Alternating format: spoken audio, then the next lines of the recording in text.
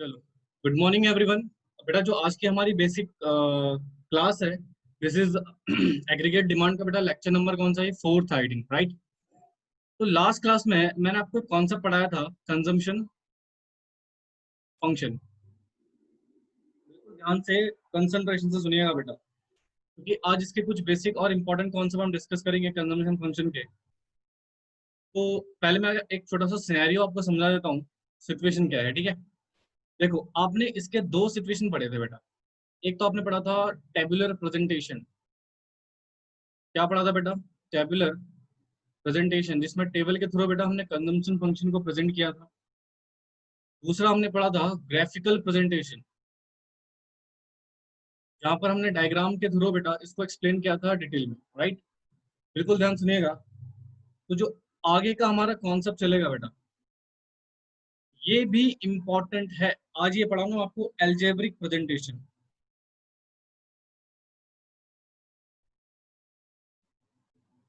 Maths वाले बच्चे बड़े खुश हो जाएंगे। Algebraic presentation, right. एल्जेब्रिक का मतलब आई होप सबको पता हो, यानी कि बेसिकली यहाँ पर मैथमेटिक तरीके से बेटा हम सी फंक्शन अर्थात कंजम्पशन फंक्शन को बेटा यहाँ पर काफी डिटेल में डिस्कस करने वाले हैं। इसका कुछ फॉर्मूला है, इसके कुछ क्वेश्चन होंगे बेटा। अगेन एक बात ध्यान से सुनना बेटा, मैंने आपसे पहले भी बोल रखा है, चैप्टर नंबर 6, 7 और 8, ये तीनों चैप्टर बेटा आपस में इंटरकनेक्टेड हैं। ये क्या है बेटा? आपस में इंटरकनेक्टेड है। देखो यहाँ पर ना, इन दो चैप्टर्स में कुछ प्रैक्टिकल क्वेश्चंस हैं। जो बच्चा प्रॉपर क्लास नहीं ले रहा है उसको बहुत दिक्कत आने वाली है बेटा इन चैप्टरों में, क्योंकि वैसे एक तो ऑनलाइन क्लासेस है, फेस टू फेस आपका नहीं हो पाता। ऊपर से अगर आप प्रॉपर सही से क्लास नहीं ले रहे हैं तो सबसे बड़ी समस्या है आपके लिए, क्योंकि आपको समझ में कुछ भी नहीं आएगा। चैप्टर नंबर 6 में ना मैं कुछ आपको फॉर्मूले कराऊंगा, कुछ क्वेश्चंस हम डिस्कस करेंगे, और ये फॉर्मूले जब तक आपको नहीं आएंगे बेटा, आप इन प्रैक्टिकल क्वेश्चंस को सॉल्व ही नहीं कर सकते हो, राइट। चैप्टर नंबर 8 और 7 में बहुत इंपॉर्टेंट ये क्वेश्चन जो आते हैं बेटा इक्विलिब्रियम को लेकर, और मैं कह सकता हूँ 100% इन एग्जाम। एग्जाम में 100% क्वेश्चन आता है बेटा इसका, इसको लाइटली नहीं ले सकते, प्रैक्टिकल क्वेश्चन है, ठीक है। बट वो प्रैक्टिकल क्वेश्चन आपको तभी समझ में आएगा जब आपने इसके कॉन्सेप्ट देखो। जो बच्चा ये सोचता है ना कि प्रैक्टिकल पढ़ने वाले बच्चे को थ्योरी नहीं पढ़ना चाहिए बेटा, उसके लिए मैं एक छोटा सा मैसेज देना चाहता हूँ कि आपकी सबसे बड़ी गलत फहमी है ये, कि जो बच्चा प्रैक्टिकल चीजें पढ़ता है उसको थ्योरेटिकल नॉलेज नहीं होनी चाहिए, या थ्योरेटिकल नॉलेज जरूरत नहीं है, वट एवर जो भी आप सोचते हो, सबसे बड़ी गलत अवधारणा है बेटा। इस अवधारणा को मैं यहाँ पर प्रूफ करूंगा, बिल्कुल ध्यान से सुनिएगा। अगर आप अकाउंट्स पढ़ो या मैथ्स पढ़ो, मैं आपको एक लॉजिक बताता हूँ, शायद बहुत सारे बच्चे समझेंगे। देखो, जब भी आप अकाउंट्स या मैथ्स पढ़ते हो तो आपकी अकाउंट्स और मैथ्स की शुरुआत पता कैसे होती है बेटा? एक फॉर्मेट से होगी या फॉर्मूले से होती है। मैक्सिमम तो यही होता है जी। 90% टीचर्स आपको ऐसे ही पढ़ाते हैं, अकाउंट्स का फॉर्मेट बताया, राइट, उसका फॉर्मूला लिखा और स्टार्ट कर दिया, राइट। इसीलिए बेटा बहुत सारे बच्चों को ना कंफ्यूजन रहता है कि प्रॉपर उनको एंट्री समझ में नहीं आती, ठीक है, प्रॉपर मैथ्स के फॉर्मूले समझ में नहीं आते। उसका कारण ये है कि इन दोनों को आप पता है किस चीज को लाइटली ले लेते हैं, उसकी थ्योरी को।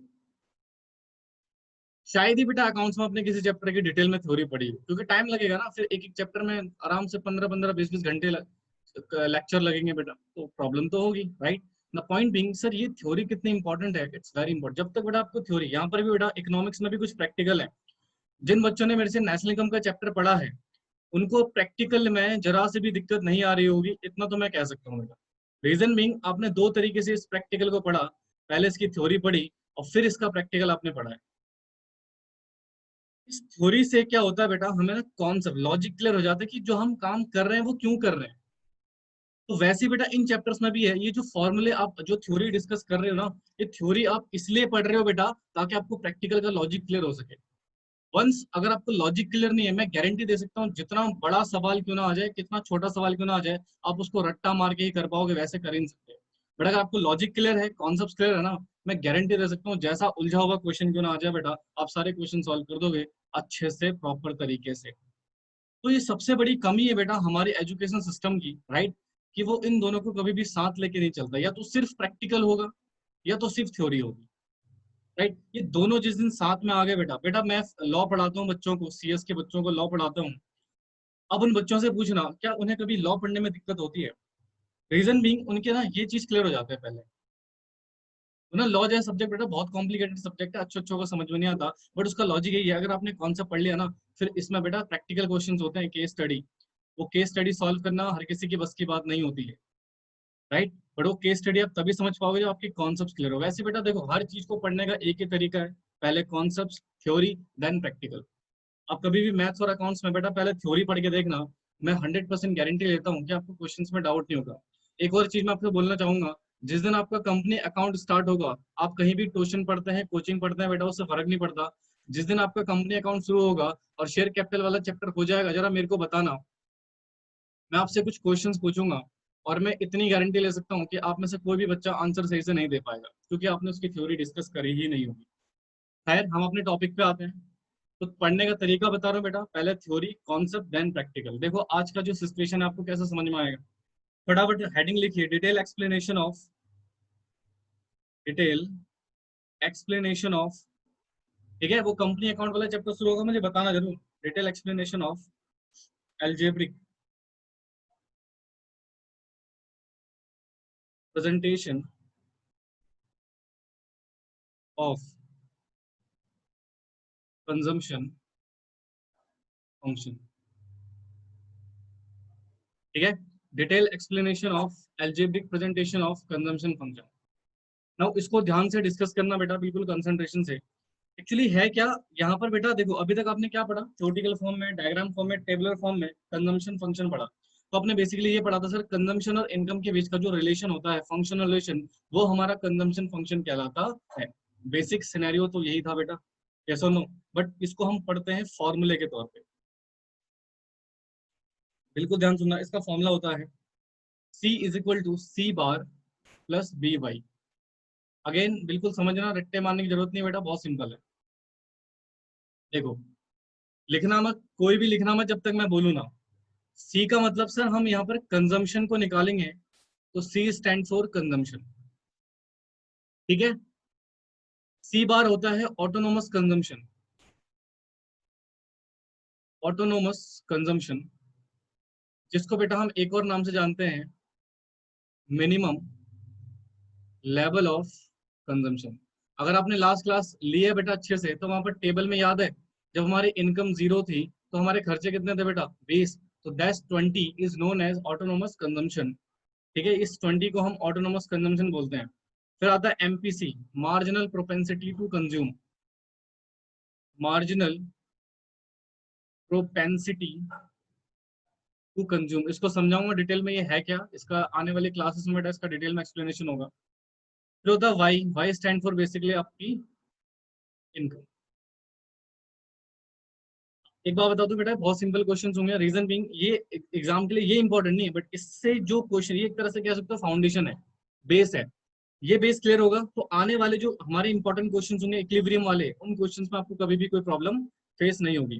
ठीक है, अब जरा ध्यान से सुनिएगा। तो सर बेसिकली जो हमारा कंजम्पशन का फॉर्मूला होता है, वो होता है सी बार प्लस बी वाई। सी बोले तो कंजम्पशन, और सी बार का मतलब ऑटोनोमस कंजम्पशन, ये मैं ऑलरेडी आपको लास्ट क्लास में बता चुका हूँ, मिनिमम लेवल ऑफ कंजम्पशन। फिर आता है MPC, marginal propensity to consume. इसका एक नोट पॉइंट अभी पढ़ाऊंगा थोड़ी देर में, पहले फिलहाल आपको सिर्फ ये देखना, बी मतलब एमपीसी होता है, और वाई का मतलब इनकम। यानी कि सर ये वाला चीज, ये वाला चीज और ये वाला चीज तो हमें आती है पहले से। C stand for consumption, we know about that. C bar is autonomous consumption, we also know that, right? Y is equal to income, ये भी हमें पता है। बट सर एमपीसी क्या होता है ये हमें नहीं पता। ठीक है, इसको बताता हूँ, फिलहाल आप इसको लिखिए, इसको जल्दी से लिखो बेटा,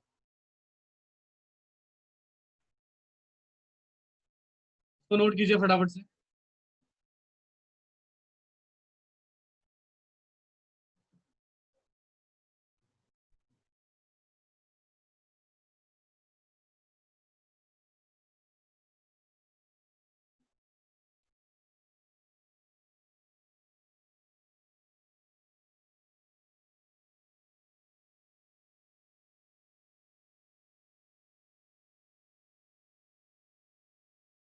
बेटा हो जाए तो मुझे बता देना प्लीज।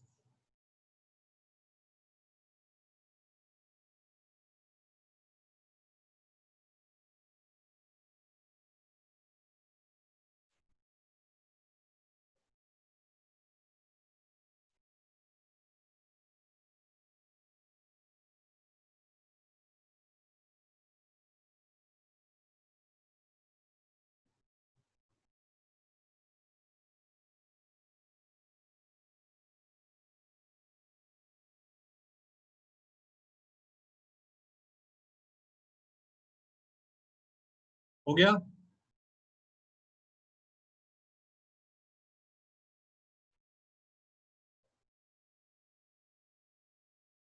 सभी का?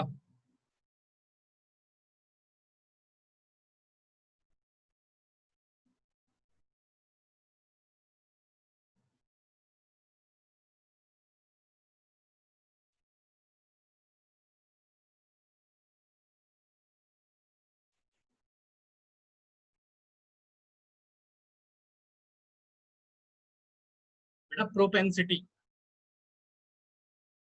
लिखा तो है, प्रोपेंसिटी।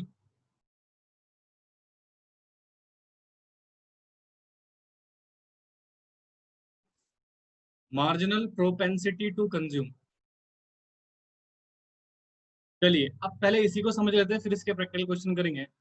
सर ये जो बी था, एमपीसी, ये एक्चुअल में है क्या? वैसे तो बेटा इसकी काफी डिटेल है, अलग ही टॉपिक है ये पूरा, ठीक है। एमपीसी ऑटोमेटिकली खुद पर एक टॉपिक है, बट मैं यहाँ पर आपको छोटा सा सिचुएशन बताता हूँ इसका। देखो, इसको हम बेसिकली बोलते हैं स्लोप ऑफ सी लाइन। क्या बोलते हैं बेटा? Slope of C line. और मैथ्स वाले बच्चों को तो पता ही होगा स्लोप क्या होता है, एक तरह से बेटा कर्व का ढलान। याद है आपने 11th क्लास में बेटा डिमांड कर्व पढ़ा था, और आपने ये देखा था स्लोप ऑफ डिमांड कर्व किस तरीके से होता है बेटा? Downward slope. ये होता था ना डाउनवर्ड स्लोप। यानी कि इस ढलान को हम क्या बोलते हैं बेटा? स्लोप। क्या बोलते हैं बेटा? स्लोप। तो यानी कि सर जो आपने लास्ट क्लास में कंजम्पशन पढ़ा था, इफ यू रिमेम्बर दैट, देखो इसको डायग्राम से ही समझाऊंगा बेटा मैं आपको। ये कुछ इस तरीके का आपने डायग्राम बनाया था, बिल्कुल ध्यान सुनना। ये बेटा आपकी इनकम थी, और ये आपका कंजम्पशन था। This is income and this is consumption. इसको आपको ध्यान से सुनना बेटा, हालांकि ये थोड़ा बड़ा बन गया, रुको थोड़ा होना देना लाइट।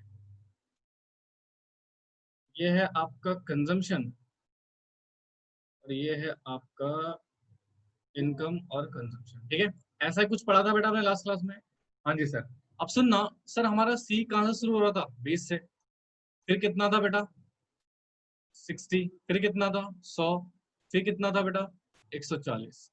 अल्टीमेटली ये जो लाइन है ना, हाँ जी, ये जो लाइन है ना, इस लाइन को बोलते हैं slope of C line. Slope of C line. तो सर ये जो स्लोप ऑफ सी लाइन है ना, यही है हमारा एमपीसी। एमपीसी अर्थात बी। अब सर मतलब समझ ही नहीं आ रहा आप क्या कह रहे हो, बिल्कुल ध्यान सुनना कंसंट्रेशन से। सर इस लाइन की जो ढलान है वो क्या है बेटा? ऊपर की ओर है। तो डेफिनेटली इसका जो एक रेट होगा, चेंजिंग रेट, देखो बेटा यहाँ पर एक रेट आ रहा है। आपका कंजम्पशन स्टार्टिंग में कितना था? 20। फिर कितना हुआ? 60। कितने से चेंज हो रहा है? 40 से। फिर 60 से कितना हुआ? 100। कितने से चेंज हो रहा है? 40 से। फिर 100 से कितना हुआ? 140। फिर कितना चेंज हो रहा है? 40। तो अल्टीमेटली सर यहाँ पर सिचुएशन कुछ इस तरीके से है। हमारा ना एक रेट है, जिस ऑब्वियसली बात है, अगर इसका रेट चेंज होगा तो क्या इसका स्लोप भी चेंज हो जाएगा? ऑफकोर्स। मान लो अगर 20 के रेट से चेंज हो रहा था, या पहले 20, फिर 40, फिर 60, फिर 80, अगर इस रेट से चेंज हो रहा होता तो अल्टीमेटली स्लोप तो उस हिसाब से बनता ना। जैसा आपने बचपन में कुछ ऐसे डायग्राम भी बनाए होंगे, याद है? आपने कुछ इस तरीके के डायग्राम भी बनाए होंगे। तो अल्टीमेटली ये क्या है बेटा? ये जो डायग्राम बनते हैं, ये बनते हैं इनके रेट के हिसाब से। आपने इस तरीके का डायग्राम बनाया था बचपन में बेटा, आई मीन 11th क्लास में, इफ यू रिमेम्बर दैट। ये टीयू, आपने टीयू का फिर इसने रेट देखा था, एमयू। एमयू जो रेट होता था बेटा, वो रेट क्या होता था बेटा यहाँ पर? हाँ, पहले इंक्रीज हो रहा है, फिर डिक्रीज हो रहा है, कुछ इस तरीके से पढ़ा था ना आपने। तो सर ये एमयू था, मार्जिनल यूटिलिटी था क्या बेटा? वो रेट था जो ये दर्शाता है कि टीयू चेंज हो रहा है इस रेट से। तो वैसे ही बेटा एमपीसी है। एमपीसी सर वो रेट है, यानी कि वो रेट है जो ये बताता है कि हमारा सी लाइन किस तरीके से चेंज हो रहा है। तो MPC, marginal propensity to consume. MPC is nothing, is just a rate, right, जो हमें बेसिकली ये बताता है कि सी लाइन का स्लोप क्या है। समझ में आया नालायको? हाँ जी, क्लियर हुआ? बोलिए फटाफट से, जिस बच्चे को डाउट है दोबारा पूछो, मैं दोबारा बताऊंगा, बेझिझक पूछना।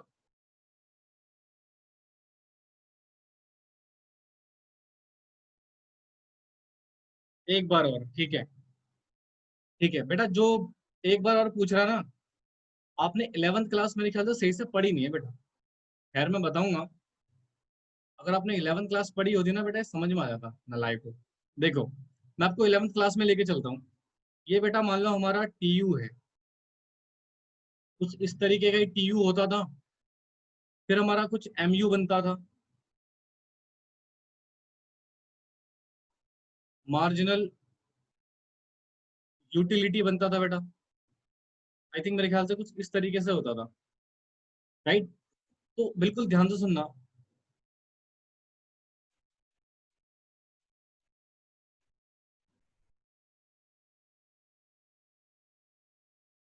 एक मिनट रुको, इसी कर्म में बता रहा हूँ। देखो अल्टीमेटली यहाँ पर होता क्या था सर, पहले हमारा देखो यहाँ पर क्या हो रहा है बेटा, एम यू टी यू क्या हो रहा था बेटा, बढ़ रहा है, फिर यहाँ पे मैक्सिमम हुआ, फिर यहाँ से क्या हो गया बेटा, डाउन हो गया। तो द बेसिक सिचुएशन ये थी बेटा, हमारा एम यू बनता था कुछ इस तरीके से।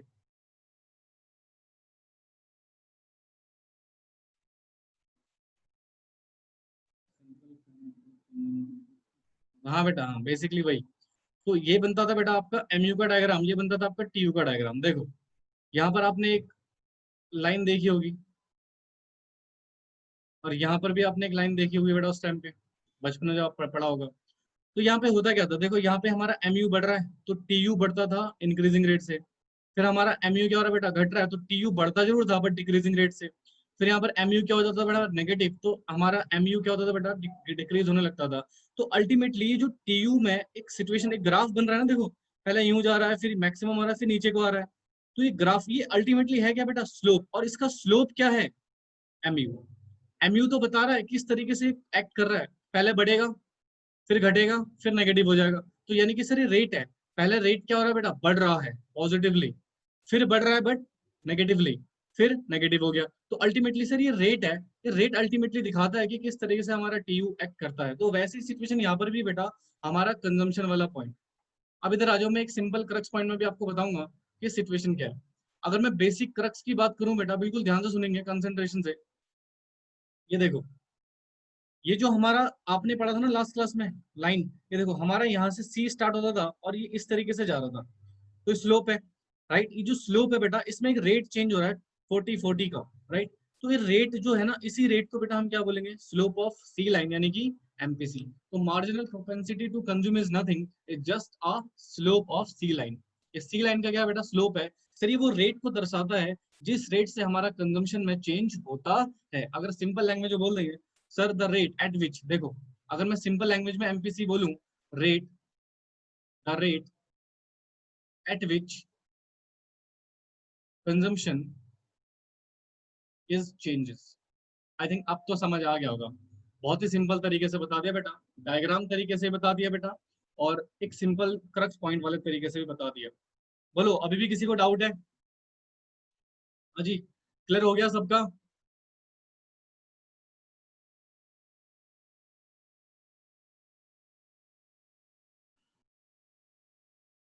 बेटा अभी समझ गए ना, फिर मेरे पास कोई कंप्लेन नहीं आनी चाहिए कि ऑनलाइन क्लासेस में टाइम पास हो रहा है।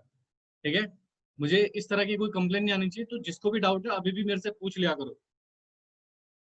चलिए, तो ये हुआ बेसिक सिचुएशन सर, हमारा फॉर्मूला जो बेसिकली क्या था बेटा, सी बार प्लस बी वाई। सी बोले तो कंजम्पशन, आई थिंक ये भी आपको समझ में आ गया था, minimum level of consumption. B का मतलब आपको समझ आ चुका है, एमपीसी एक तरह स्लोप होता है बेटा सी फंक्शन का। और वाई का मतलब होता है सर हमारा इनकम। एक क्वेश्चन लिखो जरा फटाफट से। अच्छा ये लिख लो पहले बेटा, ये लिख लिया था सबने? ये लिख लो, या इसका नोट स्क्रीनशॉट ले लो। स्क्रीनशॉट ले लो, लिखोगे क्या ना लाएगा, एक स्क्रीनशॉट। बहुत सारे क्वेश्चन कराऊंगा अभी, छोटे छोटे चिल्लड़ चिल्लड़ से क्वेश्चन, ताकि किसी को डाउट ना रहे। स्क्रीनशॉट ले लो बेटा, इसको लिखने में टाइम लग जाएगा। ले लिया? चलो ठीक है। अब एक क्वेश्चन लिखो सबसे पहले, ये आपको सॉल्व करना है, राइट। देखता हूँ कितने बच्चे करते हैं। आई थिंक मैथ्स वाले बच्चे तो कर ही देंगे। Find C when c bar is equal to 200, mpc is also given 0.5, and आपको इनकम दी हुई बेटा 1000। कहता है निकालो, करो उसको सॉल्व करो। ये क्वेश्चन है, इसको सॉल्व करो।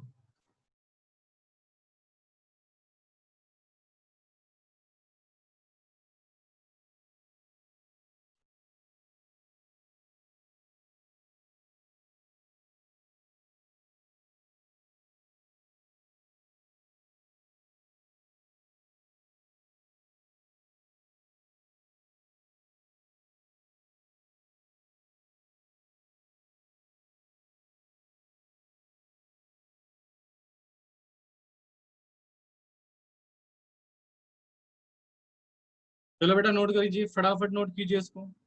बेटा करिश्मा रितिका आप ही के साथ ही है आज भी, आपके साथ ही क्लास ले रही है।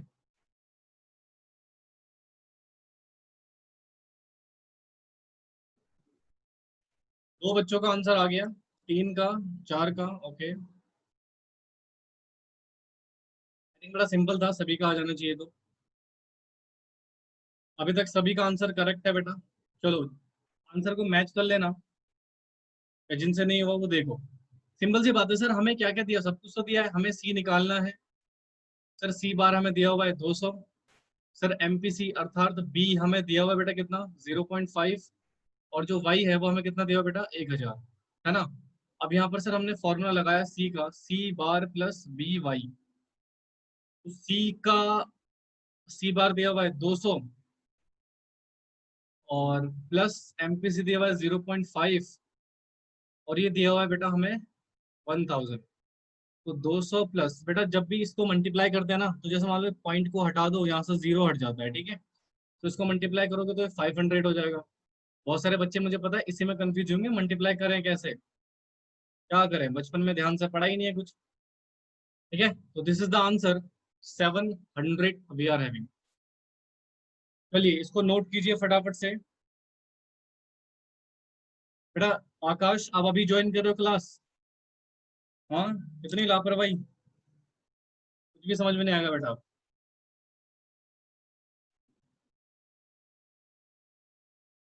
बेटा जिनका नहीं हुआ उसको नोट करो फटाफट से।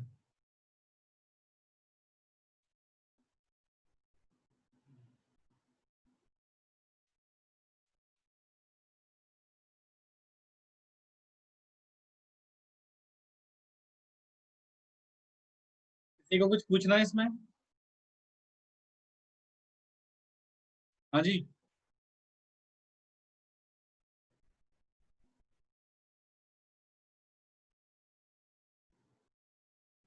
आई थिंक समझ में आ गया होगा, बहुत इजी है। हाँ चलो फिर एक और क्वेश्चन लिख, हटा दो इसको।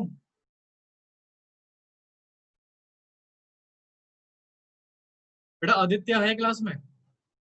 इसका पार्टिसिपेशन नहीं हो रहा, नलायक का।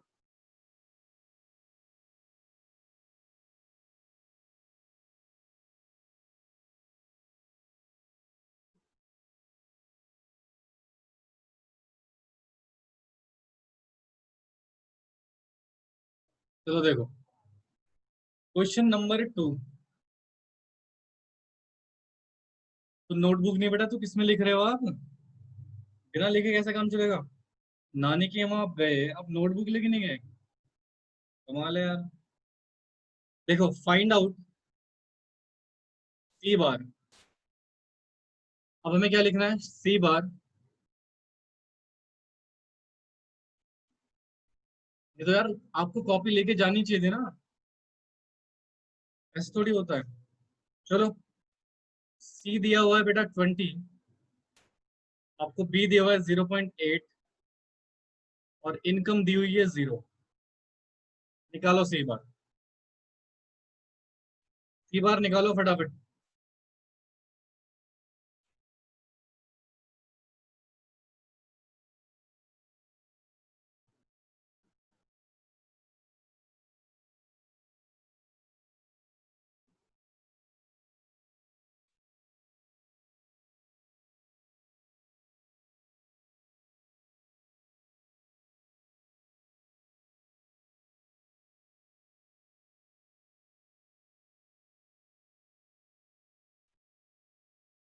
ठीक है जी, वैसा आंसर ठीक है आप लोगों का, बट फिर भी मैं बता देता हूँ। मुझे पता है कुछ नालायकों ने नहीं किया होगा। फॉर्मूला है बेटा हमारे पास C plus, oh sorry, C is equal to C bar plus B Y, ये फॉर्मूला हमारे पास। तो सर सी तो दिया हुआ है, हाँ जी बिल्कुल दिया हुआ है। सी बार निकालना है, बिल्कुल निकालना है जी, 0.8। फिर ये तो बहुत ही आसान है।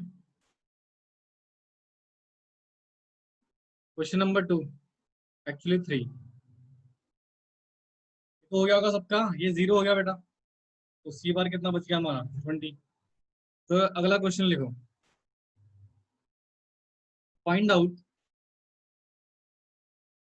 बी, यानी कि एमपीसी निकालना है बेटा। और सी बार दिया हुआ है आपको 20, आपको सी दिया हुआ है 100 और वाई दिया हुआ है 100।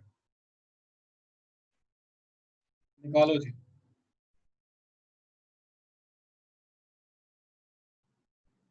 निकालो सभी बच्चे, निकालो सभी बच्चे पार्टिसिपेट करो।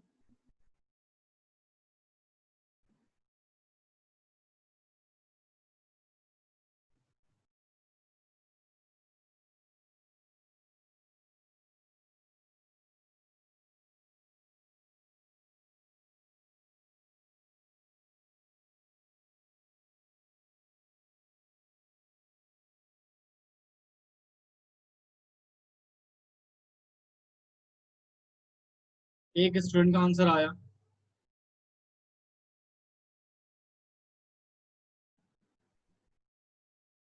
भाई हमारी, बेटा उसको निकालो पूरा सॉल्व करके, आधा अधूरा नहीं करना ना रहा।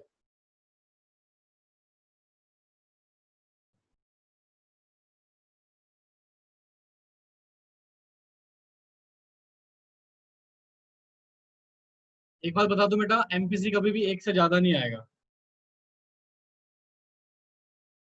चलो इसमें कुछ बच्चों के आंसर गलत हैं, कुछ के सही हैं, तो देखते हैं कौन सही है कौन गलत है। फॉर्मूला निकालना क्या है बेटा हमें, ये फॉर्मूला क्या है, सी बार प्लस बी वाई। सी कितना दिया हुआ है जी, 100। सी बार कितना दिया हुआ है, 20। बी 100। ठीक है, यही है। अब इस नालायक को यहाँ भेज दो। 20 इज इक्वल टू बी 100। बेटे तो बहुत इजी था, गलत कैसे होगा तुम्हारे। तो B is equal to basically कितना हो जाएगा, 80 डिवाइड बाय 100। ओके 0 जिनका 0.8 आंसर है करेक्ट है।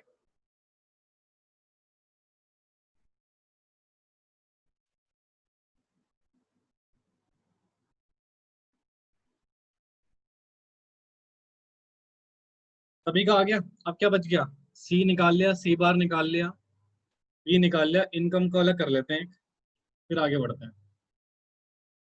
जिसका नहीं हुआ नोट करो।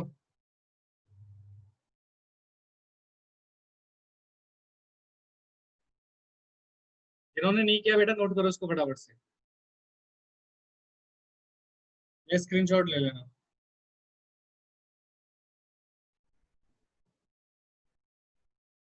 एक और प्रश्न लिखो।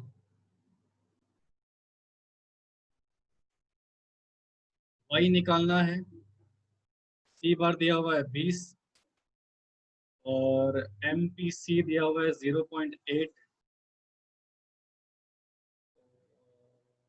क्या बच गया, सी बार सी, सी है 140।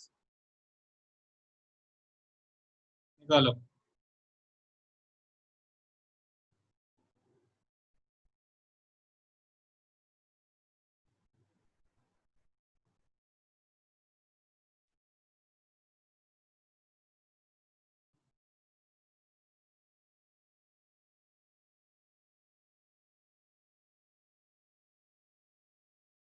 निकालो जी इसको।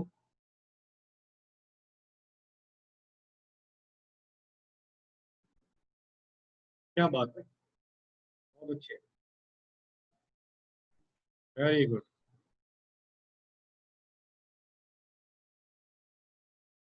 आज टेस्ट भी है आपका, पता है ना, 11 बजे से। हाँ। नहीं बेटा, जीरो, ये कैसा आंसर आ गया। ध्यान से देखो, ध्यान से। सी कितना दिया हुआ है, 140। अरे यार ये प्लस क्यों लगा देता हूँ मैं। साक्षी बेटा दोबारा सॉल्व करो एक बार उसको। बी कितना दिया हुआ है, 0.8। इनकम हमें निकालनी है, राइट। यानी कि इतना कुछ दिया हुआ है, इसको उधर भेज दो।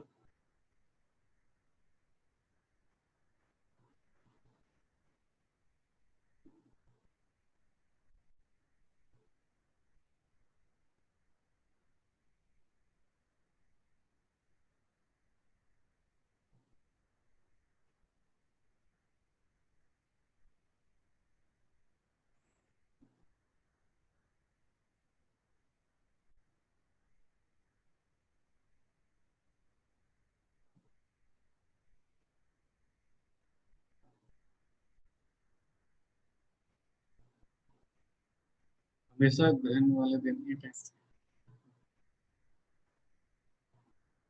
अच्छा, आज ग्रहण है आज भी। कोई बात नहीं। टेस्ट भी तो एक तरह का ग्रहण ही लगता होगा तुम्हें, नालायक। 150 जिस जिसका आ रहा है सही है बेटा।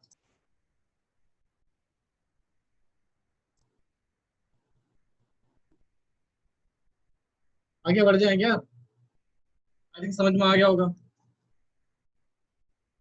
आगे बढ़े, किसी नालायक को कुछ पूछना है? Any questions?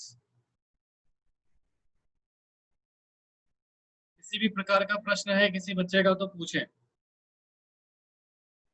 Next sir, no sir. Yes sir, clear है सर, आगे बढ़िए। No sir.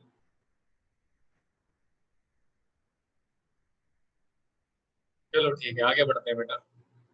तो यहाँ पर बेटा बेसिकली हमारा कंजम्पशन फंक्शन खत्म हो गया, ओवर हो गया, राइट। याद करो एक छोटा सा कॉन्सेप्ट। दो चीज आपने पढ़ी।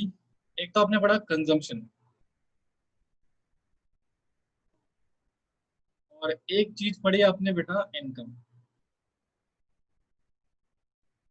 और सर, आपने ये बोला कि इनकम और कंजम्पशन के बीच में एक रिलेशनशिप होता है,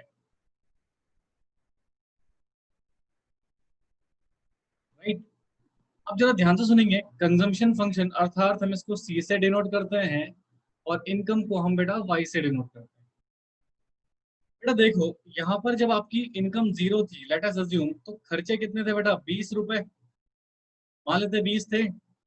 इसको 20 रुपए बोल लो, 20,000 बोल लो, 20 लाख बोल लो, 20 करोड़ बोल लो, डजेंट मैटर, ठीक है। ये 20 था। तो अल्टीमेटली सर यहाँ पर ना कहीं मेरी सेविंग खर्च हो गई। हाँ जी बेटा। तो पॉइंट बीइंग सर, इनकम और कंजम्पशन से एक नया कॉन्सेप्ट ड्राइव होके आ गया, दैट इज सेविंग। या तो सेविंग नेगेटिव होगी, या जीरो होगी, या प्लस होगी, पॉजिटिव होगी। तो अल्टीमेटली कहने का मतलब ये है सर, सर इनकम और कंजम्पशन के बीच से एक फंक्शन और ड्राइव हो जाता है। एक फंक्शन और ड्राइव होता है बेटा, जिसको हम बोलते हैं सेविंग फंक्शन। और अगर रिलेशन देखो बेटा, आपके पास पैसे कितने होते हैं? मान लो 100 रुपए। आप मार्केट गए, दैट इज योर इनकम। आप मार्केट गए, आपने 50 रुपए की पार्टी कर ली जी, यानी कि 50 के खर्चा कर लिया, आपके पास पैसा कितना बच गया? 50 रुपए। ये इसको आप क्या बोलते हो बेटा? सेविंग। तो जो अगला टॉपिक है बेटा वो यही है हमारा, सेविंग फंक्शन। ठीक है, इनकम फंक्शन, कंजम्पशन तो हमने पढ़ लिया। उसी से एक नया फंक्शन ड्राइव हुआ बेटा, जिसको बेसिकली हम कंजम्पशन फंक्शन के नाम से जानते हैं। चलिए हेडिंग लिखिए बेटा, सेविंग फंक्शन। हेडिंग लिखिए बेटा, सेविंग फंक्शन। ये टॉपिक बेटा हमारा कोई एग्रीगेट डिमांड का बेटा कंपोनेंट्स नहीं था, राइट। जैसे कि मैंने लास्ट क्लास में आपको बताया था कि हमें दो कंपोनेंट डिस्कस करने थे, सी और आई, राइट। बट सी से ही एक नया कॉन्सेप्ट जनरेट होता है, जिसको हम बोलते हैं सेविंग फंक्शन, या इसको एस फंक्शन भी आप बोल सकते हो। लिखो जरा मेरे साथ के साथ।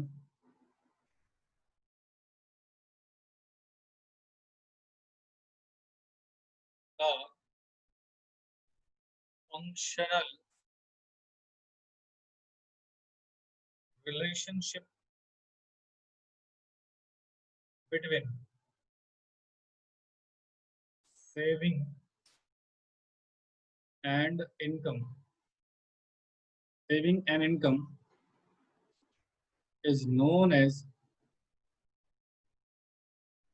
saving function।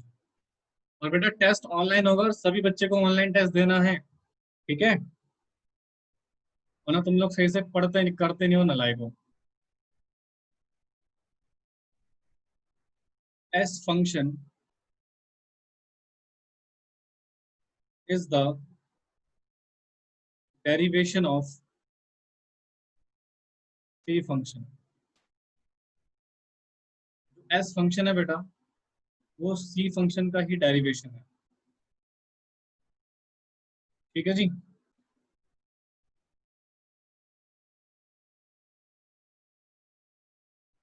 देखो, लिखो फिर इसका टेबल समझेंगे बेटा।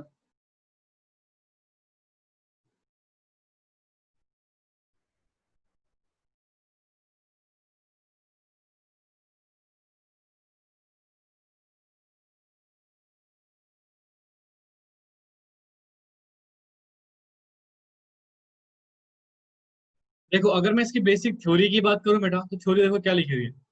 सर एक ना फंक्शनल रिलेशनशिप है किसके बीच में बेटा, सेविंग और इनकम के बीच का। राइट, सेविंग को हम एस से डिनोट करते हैं और इनकम ऑफ कोर्स वाई से। तो सेविंग्स और इनकम के बीच में एक रिलेशनशिप क्रिएट होता है और उसी रिलेशनशिप को हम क्या बोलते हैं बेटा, सेविंग फंक्शन। तो क्या रिलेशनशिप है वो आगे चल के पढ़ेंगे। तो कहते हैं sir S function is nothing, is just a derivation of C function.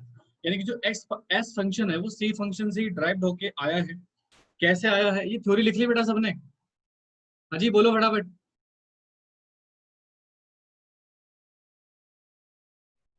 ठीक है, देखो अब जरा ध्यान से आगे।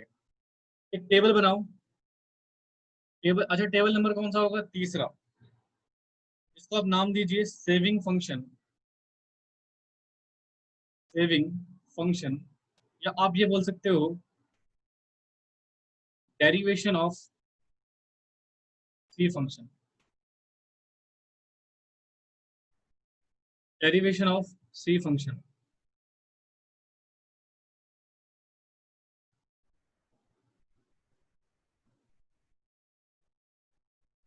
यहां पर लिखते हैं बेटा income, this is consumption and this is saving. ठीक है, इनकम हमारा वही सेम एग्जांपल लेके चलेंगे बेटा पूरे चैप्टर्स में, ताकि हमें डाउट क्रिएट ना हो, खाली पीली की कॉम्प्लेक्सिटी क्रिएट ना हो। ठीक है, तो हमारी इनकम 0 थी, फिर 50 हुई, फिर 100 हुई, फिर 150 हुई। हमारे खर्चे कितने थे बेटा, 20, 60, फिर कितने हुए थे बेटा, फिर ये था। तो मुझे एक बात बताओ, अगर मैं सेविंग की बात करूं, don't you think Y minus C हो जाएगा?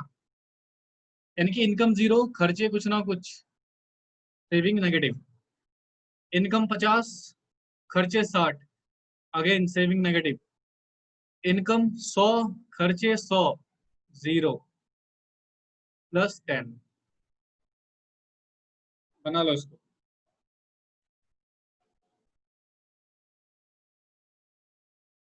बनाओ फिर इसका। या मैं लिखवा ही देता हूँ, बोल बोल के बेटा गले में दर्द हो जाता है। Explanation, table number 3, presentation of S function in tabular presentation. ये टेबुलर प्रेजेंटेशन बेटा आपने बचपन में पढ़ी होगी स्टैटिक्स में।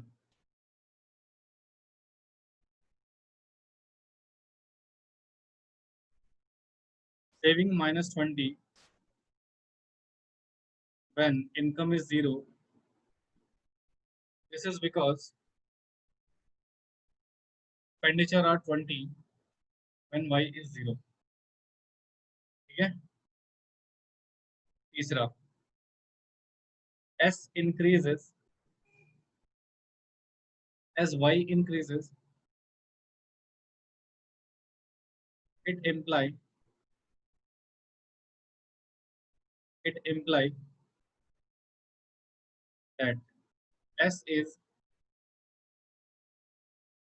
positively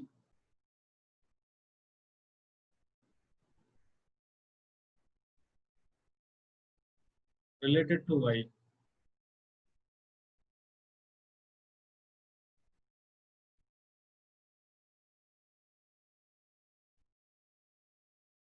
Saving remain lower than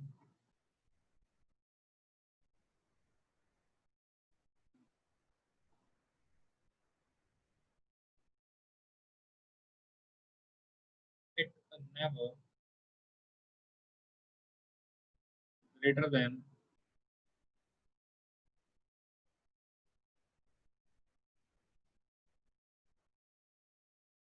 बनाओ जी।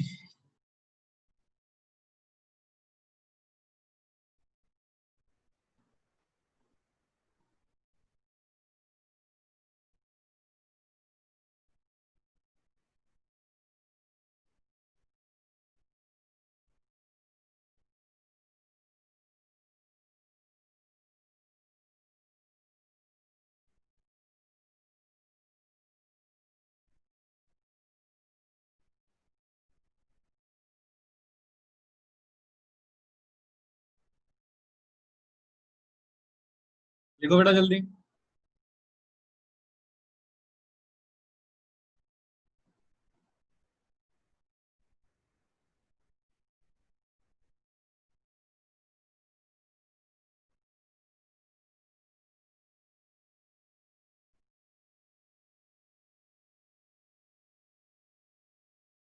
बच्चे बड़े अच्छे अच्छे स्टेटस लगा रहे हैं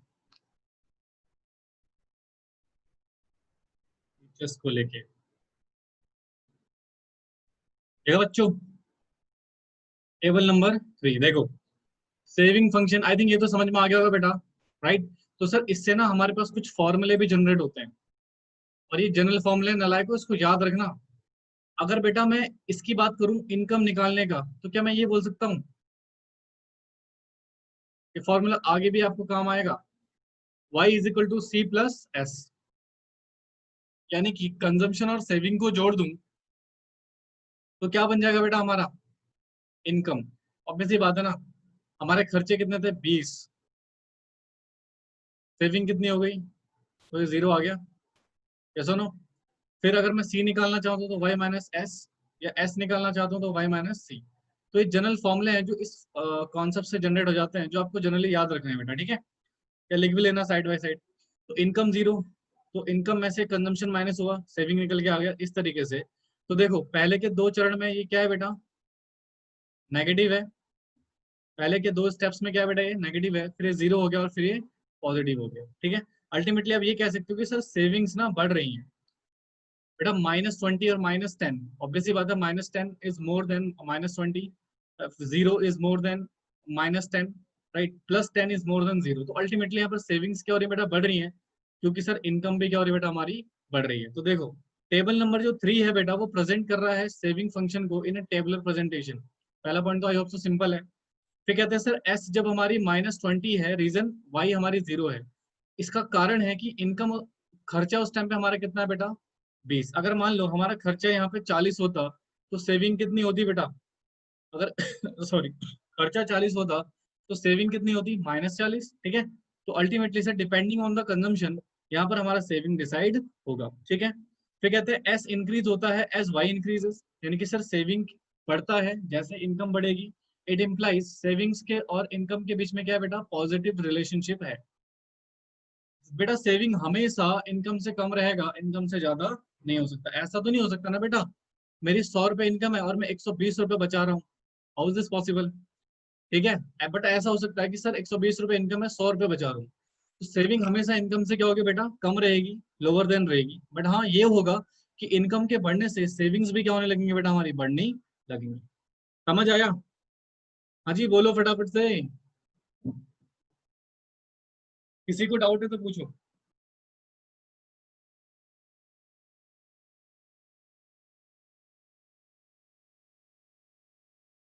पक्का कोई डाउट नहीं है